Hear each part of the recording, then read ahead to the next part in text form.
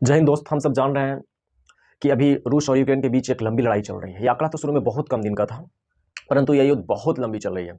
तो हम ये समझने का प्रयास करेंगे कि क्या भारत पर भी इसका प्रभाव आएगा।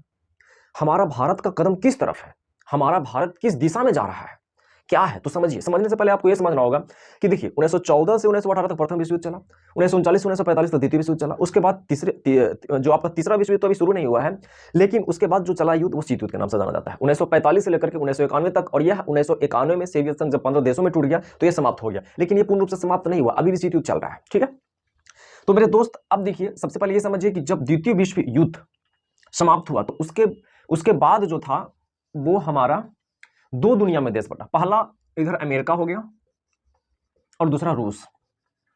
रूस के साथ बहुत सारे देश चले गए और कुछ देश अमेरिका के साथ, तो ये दो गुटों में बट गया। इसे कहा गया पहली दुनिया और इसको कहा गया दूसरी दुनिया। देखिए होता क्या था कि जो भी रूस के साथ जाता था उसको अमेरिका धो देता था, और जो भी देश अमेरिका के साथ जाता था उसको रूस धो देता था। अब समझने वाली बात है कि आप किसके पास जाएंगे, है ना। तो एक बहुत अच्छा काम यहां पर देखिए, पंडित जवाहरलाल नेहरू ने गुट निरपेक्ष का गठन कर दिया 1961 में। बहुत अच्छा दिमाग लगाया उन्होंने, बोला हम ना आपके साथ रहेंगे ना आपके साथ रहेंगे। देखिए गुट वाला जो मामला बड़ा ही खतरनाक है। जब प्रथम विश्व युद्ध हुआ था तो मित्र राष्ट्र ध्रुवीय राष्ट्र में दो वर्गों में बट गया, तो वहां भी लड़ाई हुआ। देखिए गुटबाजी जहां पर होगा, गांव में भी देखे होंगे, दो गुट में बट गया, उसके साथ वो आ गया, उसके साथ कुछ लोग आ गया, दो गुट बन गया, लड़ाई बहुत भयानक हो जाता है, बहुत विकराल हो जाता है, बहुत ज्यादा लॉस होता है। तो ये गुट वाला निर्माण बहुत है। अभी फिलहाल जो स्थिति है, अब आप समझने वाली बात है कि अगर हम रूस की तरफ जाएंगे तो इसको जलन होगा, या अमेरिका की तरफ जाएंगे तो इसको जलन होगा। ये शुरू से लड़ाई चलता है, शुरू से लड़ाई चलता रहा है, मतलब 1945 के द्वितीय विश्व युद्ध, ये लंबी लड़ाई चल रही है। और ये लंबी लड़ाई में उसका जो भुगतान अभी कर रहा है वो यूक्रेन कर रहा है, बहुत भयानक कर रहा है। अभी रूस की बहुत सारे 1 लाख लोग से भी 1 लाख से भी ज्यादा सैनिक मारे गए, और यूक्रेन में मतलब ये आंकड़ा भी सटीक नहीं है, लेकिन बहुत सैनिक मारे गए हैं। साल भर से लड़ाई चल रही है, 1 साल से ऊपर चला गया। तो इसमें भी यूक्रेन पिसा गया है, एकदम यूक्रेन पिसा गया है।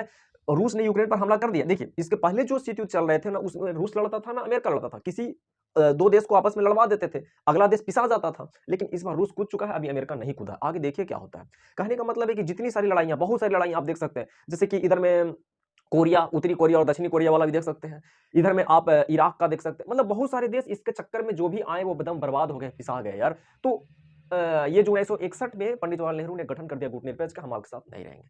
तो दोस्त यही बात को समझना है कि हम लोग अब किस दिशा में जा रहे हैं। क्या किसी की तरफ जा रहे हैं, किसी एक के पक्ष में जा रहे हैं। एक के पक्ष में जाइएगा तो बहुत ज्यादा नुकसान होगा।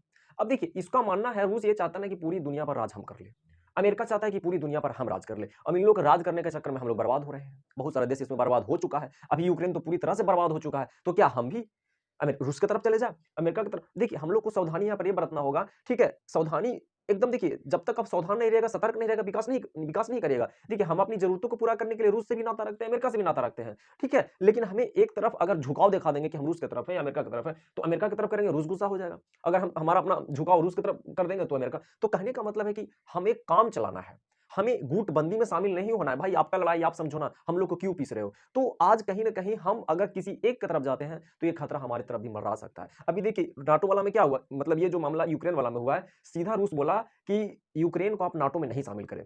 अगर आप नाटो में शामिल करेंगे तो देखिए नाटो का मेन तो अमेरिका है। अब जब रूस के बगल में यहाँ पर यूक्रेन है, तो यूक्रेन अगर नाटो में शामिल हो जाता है, ये नाटो में शामिल हो गया, और नाटो कौन है, अमेरिका।